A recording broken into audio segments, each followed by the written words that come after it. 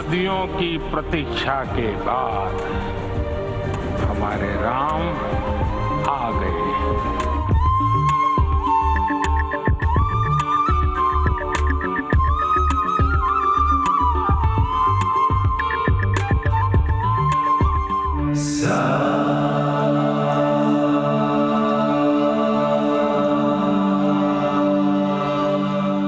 माता रामो पिता रामचंद्रः स्वामी रामो मत्सखा रामचंद्रः। धर्म स्थापन तत्पर राम भक्ति परायण मुक्तिद राम सर्व चराचर पालक राम सर्व भावमय वारक राम। অর্থাৎ রাম হলেন সেই ব্যক্তি যিনি ধর্ম স্থাপন করেন, রাম হলেন সেই ব্যক্তি যিনি ধর্ম স্থাপনের পাশাপাশি প্রত্যেকের ভাব রক্ষা করেন, সর্বচরাচরের পালন করেন। তিনি হলেন শ্রী রামচন্দ্র। শ্রী রামচন্দ্র হলেন সেই ব্যক্তি যিনি ঈশ্বর। শ্রী রামচন্দ্র হলেন সেই ব্যক্তি যিনি আমার আপনার ঘরের লাল্লা, অর্থাৎ রামলাল্লা।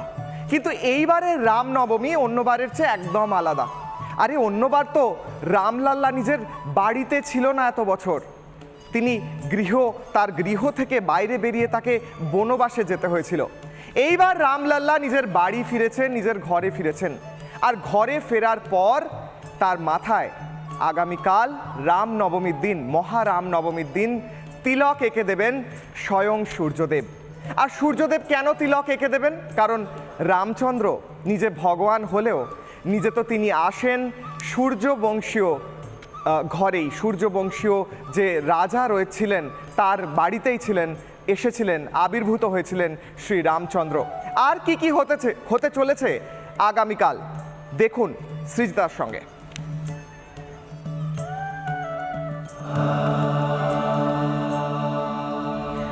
আর তো একটা রাত, তারপরেই তো রামলালার আবির্ভাব হওয়ার দিন।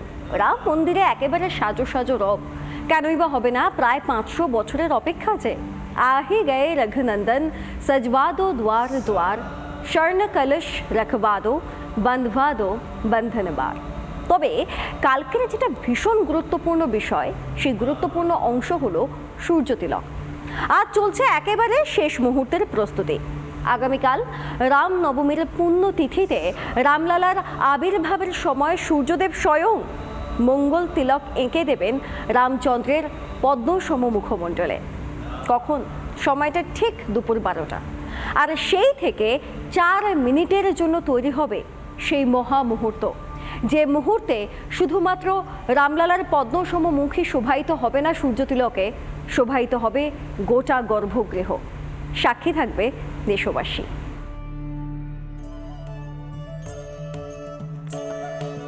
প্রধানমন্ত্রী অথবা তিনি নিজেকে বলেন দেশের প্রধান সেবক, তার হাত ধরে প্রতিষ্ঠা হয় রাম মন্দিরের।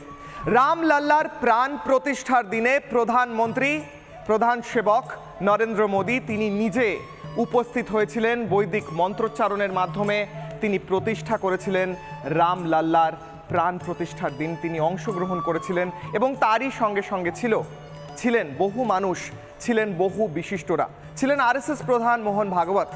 সেই দিন 22শে জানুয়ারি গোটা দেশ দেখেছিল শ্রী রামলাল্লা কত বৈভবের মধ্যে দিয়ে, কত সুন্দরভাবে বৈদিক শাস্ত্র অনুসারে প্রতিষ্ঠিত হয়েছিলেন শ্রী রাম মন্দিরে। 500 বছর বনবাসে থাকার পর বাড়ি ফিরে, ঘরে ফিরে রামলাল্লার মুখে এক অদ্ভুত হাসি।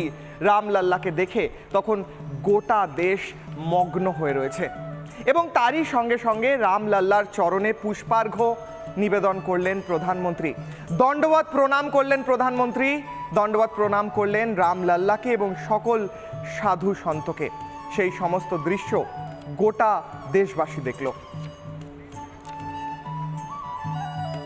আচ্ছা, কালকে সূর্যদেব নিজে তিলক এঁকে দেবেন রামলালার কপালে। বিশ্বাস হচ্ছে না, ব্যাপারটা শুনে একটু অবাক লাগছে। ভাবছেন এটা কিভাবে সম্ভব। তবে কিভাবে সম্ভব তার একটা উদাহরণ তুলে ধরেছে রাম মন্দির ট্রাস্ট।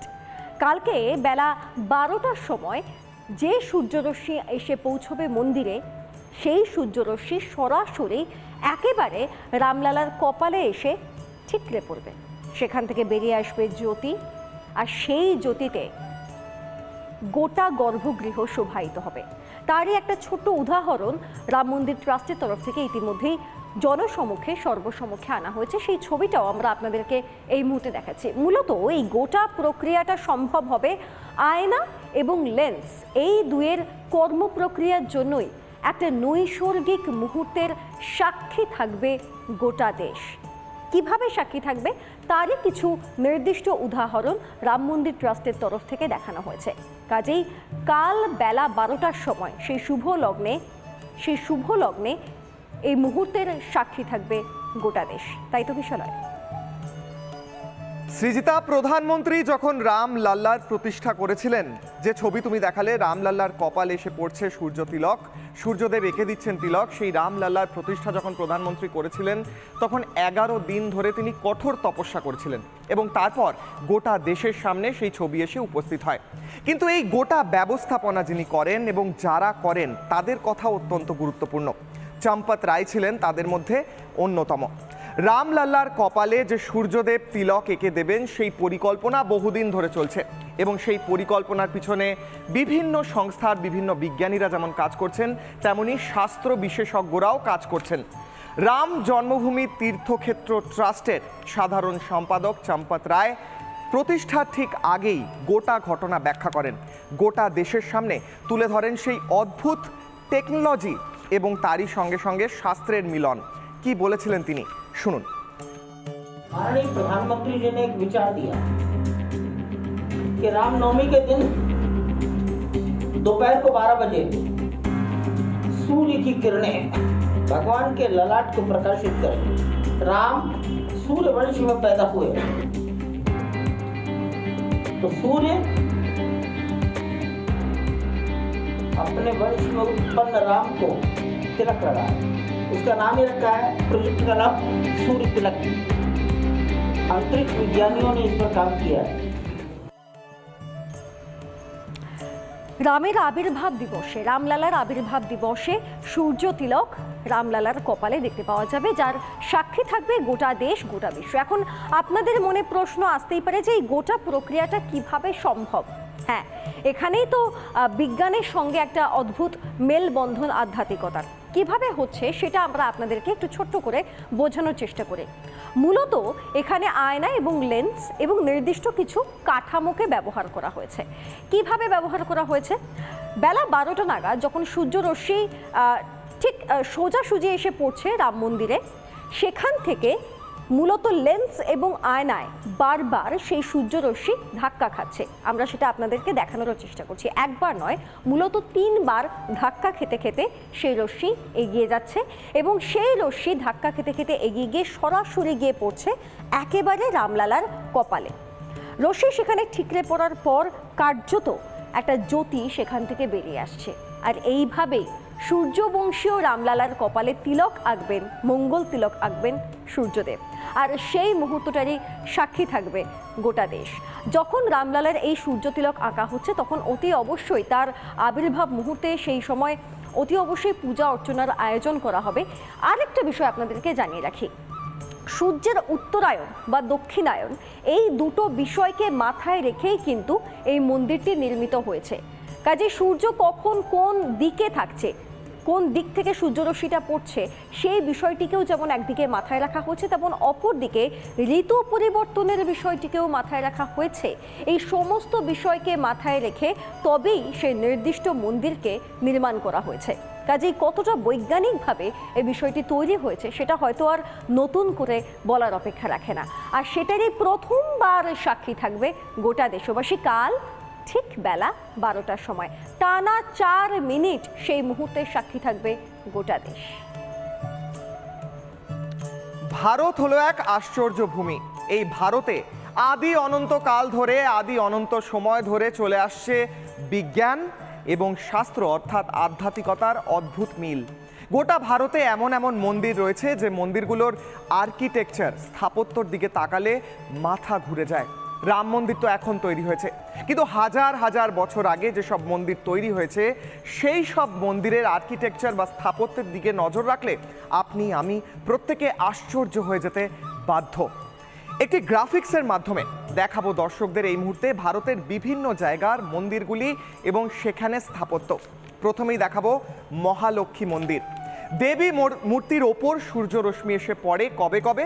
দিন আছে, প্রত্যেক দিন নয়, সেই দিন হিসেবে সূর্যরশ্মি এসে পড়ে 31শে জানুয়ারি ও 9ই নভেম্বর, এই 2 দিন সূর্যরশ্মি এসে পড়ে দেবীর শ্রীচরণে।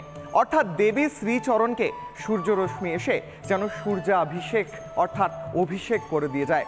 এরপরে আরও রয়েছে দেবী মূর্তির বক্ষ দেশে সূর্যরশ্মি পড়ে 1 ফেব্রুয়ারি ও 10ই নভেম্বর।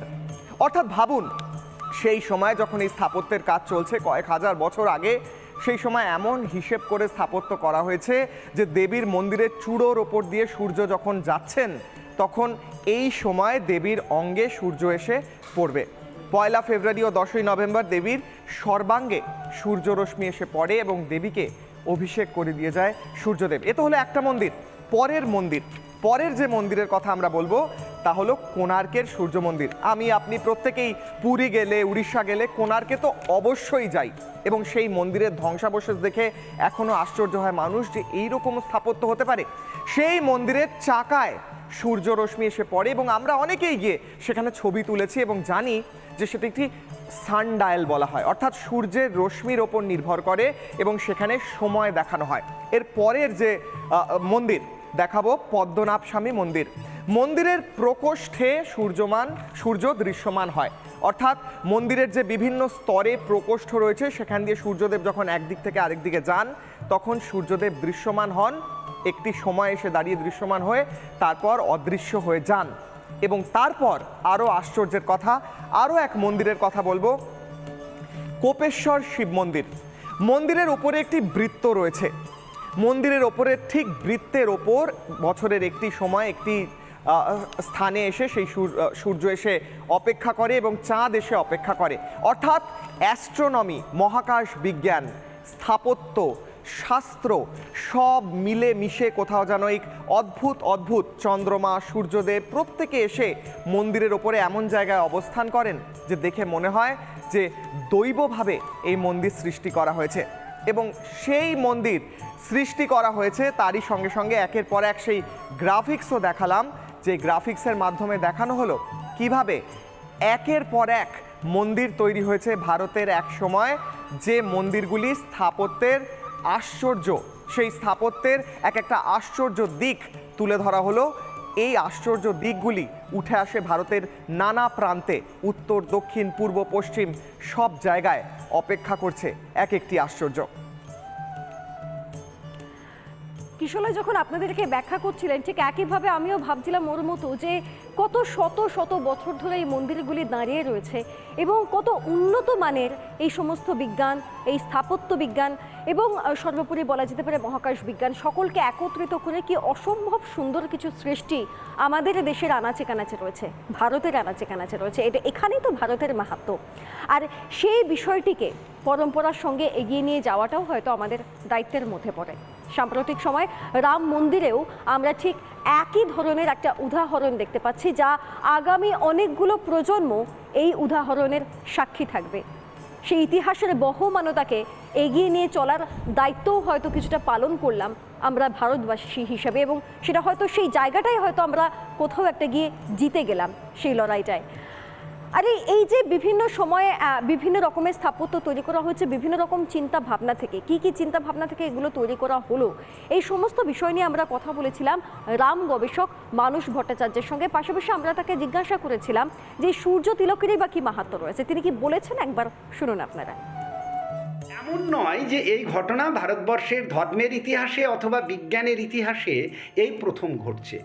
এর আগে ভারতবর্ষের প্রাচীনকালের যে মন্দিরগুলি এখন অবশিষ্ট আছে, যা ধ্বংস করা যায়নি, সেখানে আমরা বিজ্ঞানের শ্রেষ্ঠত্বকে পরিলক্ষণ করি।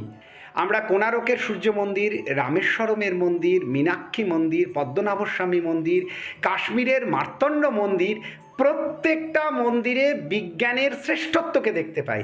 আনন্দের ব্যাপার এই যে অযোধ্যার রাম মন্দির এবং রামলালার মূর্তিতে যখন সূর্যের আলোক দিয়ে টিকা পরানো হবে রামলালার কপালে, তখন ভারতবর্ষের সেই অতীত ঐতিহ্য, গৌরবময় ঐতিহ্য আবার পথ চলতে শুরু করবে এবং এটা প্রমাণ করবে যে বিজ্ঞান এবং ধর্ম কখনো পরস্পরের বিরোধী নয়, বরঞ্চ প্রযুক্তি নির্ভর যে বিজ্ঞান এবং ধর্মের যে বোধ, অর্থাৎ বিজ্ঞানের যে প্রযুক্তি এবং ধর্মীয় বোধ, তা যদি পরস্পরের সঙ্গে মিলে যায় তাহলে মানবতার জয় হয়। 496 বছরের লড়াইটা সহজ ছিল না। রাম মন্দির যেখানে ছিল সেই জায়গায় এসে বাইরে থেকে আসা শক্তি, বাবর, আরও ভালোভাবে বলতে গেলে, আরও স্পেসিফিকভাবে বলতে গেলে মুঘল যারা এসেছিল তারা এসে টুকরো করে রাম মন্দির 1529 সাল। বাবরের যে সেনাপতি ছিল মীর বাকি এসে নির্মমভাবে বহু মানুষের হত্যা করে এবং ভেঙে টুকরো করে রাম মন্দির। তারপর লড়াই চলতে থাকে। সনাতন ধর্মের মানুষ যারা ছিলেন সেখানে তারা বহু মানুষ প্রাণ দেন, তারা প্রাণ দিয়ে রাম মন্দির রক্ষার চেষ্টা করেন। সেই লড়াই চলতে থাকে। 1800 সালে সেই লড়াই যায় আদালতে। সেই লড়াই যাওয়ার পরে আরও বহু লড়াই হয়েছে। বিশ্ব হিন্দু পরিষদের নেতৃত্ব দিয়েছেন লালকৃষ্ণ আডবাণী। সেই সমস্ত ছবি আমরা দেখেছি, সেই সমস্ত ইতিহাস আমরা জানি, খানিকটা রাজনৈতিক ইতিহাসও আমরা জানি। 1990 সালে মুলায়ম সিং যাদবের সরকার গুলি চালায় কর সেবকদের ওপর। কর সেবকরা কি করছিলেন জানেন? তারা বসে রাম ভজন করছিলেন। সেই সময় অযোধ্যায় মুলায়ম সিং যাদবের পুলিশ এসে গুলি চালায়, নির্মমভাবে গুলি চালায় এবং গুলি চালিয়ে সরজু নদীতে ভাসিয়ে দেয় দেহগুলি। বহু দেহ ভাসে, লাল হয় সরজু নদীর জল, কিন্তু লড়াই থামেনি। লড়াই চলেছে এবং সেই লড়াই আদালতে চলেছে, সেই লড়াই আইনিভাবে চলেছে। 2022 সালে প্রধানমন্ত্রী নরেন্দ্র মোদী ভূমি পূজন করেন রাম মন্দিরের। তার আগে সুপ্রিম কোর্ট অর্ডার দেয় যে সেখানেই রাম মন্দির হবে। অর্ডার দেওয়ার পরেই প্রধানমন্ত্রীর হাত ধরে সেখানে তৈরি হয় রাম মন্দির। 2024 সালে তার উদ্বোধন হয় এবং আগামীকাল রাম নবমীর দিন রামলালার কপালে তৈরি হবে সূর্য তিলক। এই নিয়ে কি বলছেন বঙ্গবাসী, শুনুন। রাম মন্দির নির্মাণ এবং রাম মন্দির উদ্বোধনের পর এবার প্রথমবার রামনবমী। অযোধ্যা জুড়ে সাজো রব এবং প্রধানমন্ত্রী নরেন্দ্র মোদী একটা ইচ্ছে প্রকাশ করেছিলেন রাম মন্দির কর্তৃপক্ষের কাছে যে রামনবমীর দিন একটা অভূতপূর্ব দৃশ্য তৈরি হোক। রামলালার কপালে তিলক কেটে দেবেন স্বয়ং সূর্যদেব। সূর্যরশ্মি দিয়ে তিলক কাটবে, এইটা দেখার জন্য আমরা অধীর আগ্রহে বসে আছি এবং সেটা রামনবমীতে। এবং ধন্যবাদ জানি রাম সেবক নরেন্দ্র দামোদর দাস মোদীকে।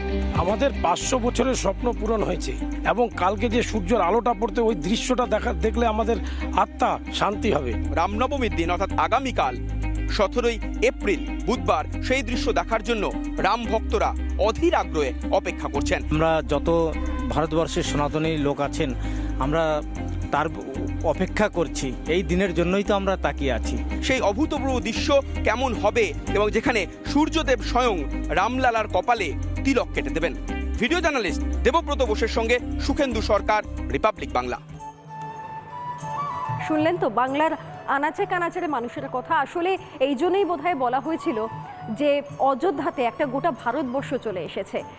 প্রসঙ্গত আপনাদেরকে বলে রাখি যে রামনবমীর একেবারে প্রাক লগ্নে প্রধানমন্ত্রী বাংলায় তিনি সত্যের জয়ের কথা বলেন। তিনি বলেন রামনবমীর মাহাত্ম্যের কথা। কি বলেছেন প্রধানমন্ত্রী আজকে একেবারে বাংলার মাটি থেকে রামনবমীর প্রাক লগ্নে? শুনুন।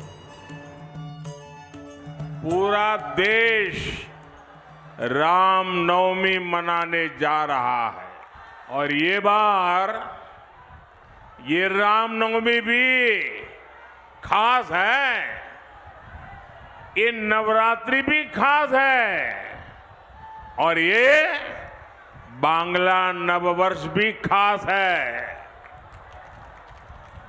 ये पहली रामनवमी है जब अयोध्या में भव्य राम मंदिर में राम लला विराजमान हो चुके हैं।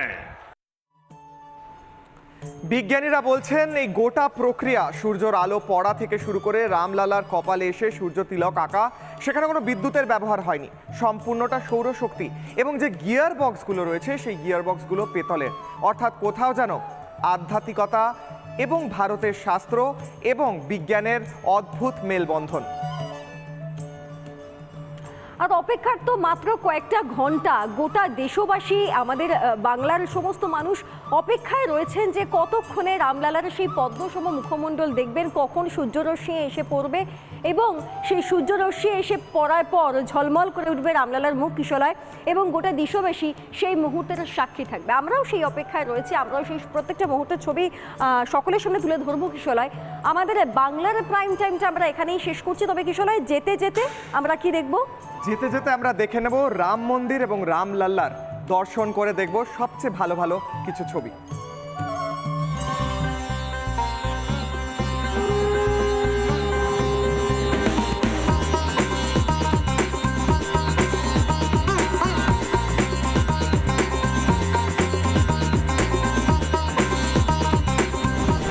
सदियों की प्रतीक्षा के बाद हमारे राम आ गए।